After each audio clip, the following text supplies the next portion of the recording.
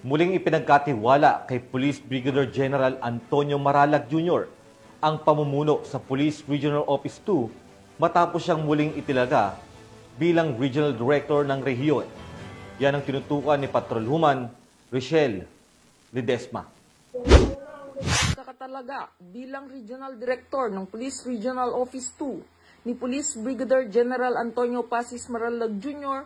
sa isinagawang turnover of office ceremony na ginanap sa Police Regional Office 2 Covered Court, Camp Marceloy, Aduro, Tugigraw City, Cagayan. Nito lamang ika-8 ng Oktubre taong kasalukuyan. Pinangunahan ni Police Lieutenant General Bernard Banac ang seremonya. Ito naman ang naging mensahe ng Police Brigadier General Roy B. Pareña, ang outgoing Regional Director sa mga miyembro ng Valley Cup. Sa awan ng Diyos, sa cooperation po ng lahat, matahimik naman po ang babalikan. Hindi binalikan na kasi may order na po kami ni General Maralag. Yung kanyang iniwanan at binalikan ay maayos pa rin. So matahimik po ang Cagayan Valley at masaya po ang mga tao. Samantala, ito naman ang bahagi ng mensahe ni Acting Regional Director, Police Brigadier General Maralag. To the officers, men and women of Proto, you have always been my strength and my pride. Your sacrifice often go unnoticed by, but not by me.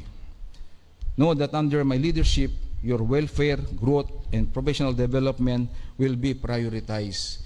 Natikman nyo na po sa akin yan for the past 10 months, in 8 months. 8 months. Expect accountability, but also support. Expect high expectations, but also the recognition you deserve. Always remember, doing your best is more important than being the best. In this profession, it's not about the spotlight or competition. It is about consistency, dedication, and heart in every patrol. Every report, every sacrifice, they matter, they make a difference, they save lives. Dagdag nito, ito din ang pinarating ni Police Lieutenant General Banac bilang kinatawan ni Chief PNP, Police Lieutenant General Jose Melencio Nartates Jr. In every decision, every deployment, and every act of service, the focused agenda of the PNP Chief General Nartates Jr. ensures that our presence is not only effective, but meaningful. Serbisyong mabilis, tapat, at nararamdaman remains our compass guiding bagong PNP para sa bagong Pilipinas. Ang seremonya ay nagpapakita na ang Police Regional Office 2 ay magpapatuloy sa kanilang pagsusumikap na mabantayan ang katahimikan at kaayusan ng rehiyon sa liderato ng isang pinunong may puso na maglilingkod sa lugar na umubog sa kanyang kakayahan upang magserbisyo ng disiplinado at tapat sa sinumpaang tungkulin para sa bayan at mamamayan.